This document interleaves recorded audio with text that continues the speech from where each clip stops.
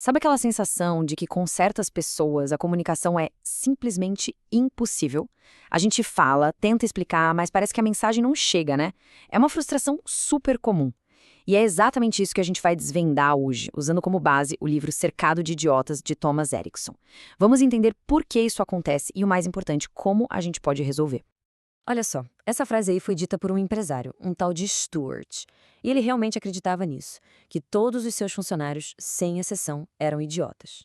O pessoal do departamento A, idiotas. Do departamento B, um bando de incompetentes. E o departamento C? Ah, eles eram tão esquisitos que ele nem entendia como conseguiam chegar no trabalho.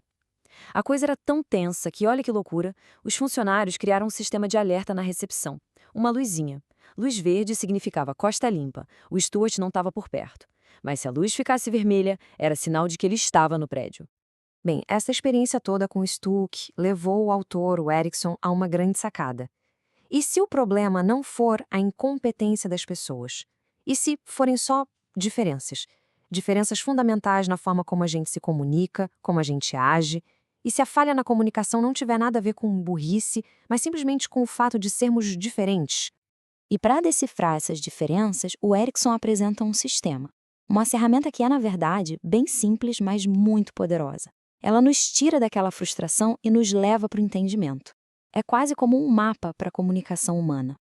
Esse sistema é o famoso método DISA. É um acrônimo, né, para 4 tipos principais de personalidade: dominância, influência, estabilidade e análise. Mas para ficar bem mais fácil de lembrar, cada um desses tipos ganhou uma cor: vermelho, amarelo, verde e azul. Aqui a gente consegue ver a essência de cada cor. Cada uma delas tem um motor principal, sabe?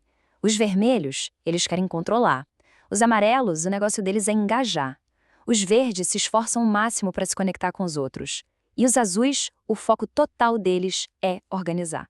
São 4 impulsos bem básicos que, no fundo, explicam quase tudo. Tá, mas quem são essas pessoas na prática? Vamos dar uma olhada rápida em cada uma das 4 cores. E olha, é bem provável que, enquanto eu for descrevendo, alguns rostos comecem a aparecer na nossa mente. Vamos começar pelos vermelhos. Pensa naqueles líderes natos, sabe? São pessoas diretas, decididas, super ambiciosas, rápidas e totalmente focadas em resultados. Eles amam um bom desafio e odeiam, com todas as forças, perder tempo com enrolação. Figuras como Steve Jobs ou Margaret Thatcher se encaixam bem aqui. O objetivo deles não é fazer amigos, é fazer a coisa acontecer. Agora, os amarelos. Os amarelos são a alma da festa. São super otimistas, falantes, com uma energia que contagia todo mundo.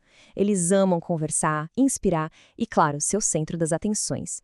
A criatividade deles parece não ter fim, mas não peça para eles cuidarem dos detalhes, tá? Ou da organização.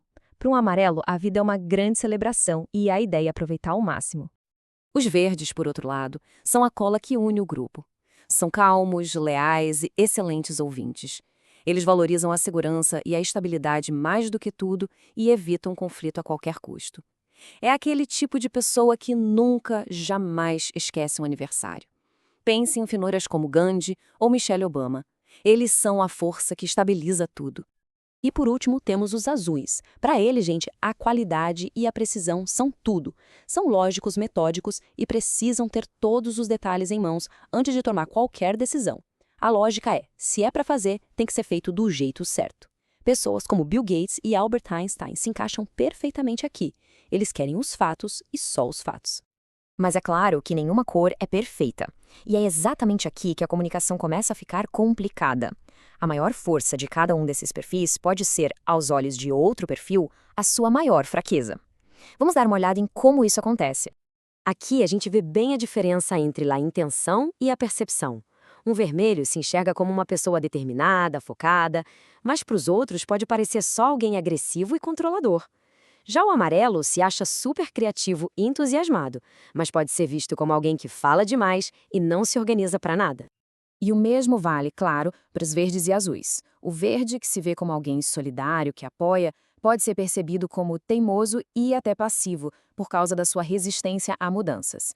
E o azul, com todo aquele foco na precisão, pode parecer frio e perfeccionista demais para as outras cores.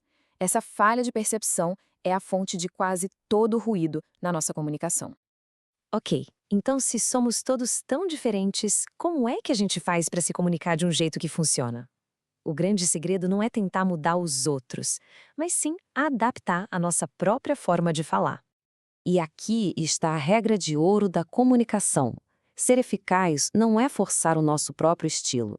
É entender com quem se está falando e entregar a mensagem na língua que aquela pessoa entende. A responsabilidade é sempre de quem comunica e não de quem ouve. E como a gente faz isso na prática, é um processo de 3 passos bem simples. Primeiro, a gente tenta identificar a cor dominante da outra pessoa. Depois, a gente ajusta o nosso próprio estilo para se encaixar. Com o vermelho, por exemplo, é ir direto ao ponto. Com o amarelo, vale começar com um pouco de papo social. Com o azul, tem que apresentar dados. E aí, finalmente, a conexão acontece porque a mensagem é entregue na língua que a pessoa entende. E tudo isso nos leva a uma reflexão final. Depois de conhecer essas 4 cores, qual delas será que descreve melhor o nosso próprio perfil? E talvez mais importante, pensando nas pessoas da nossa vida, no trabalho, em casa, com quem seria possível tentar uma comunicação diferente, uma nova abordagem? Refletir sobre isso pode ser o primeiro passo para mudar tudo.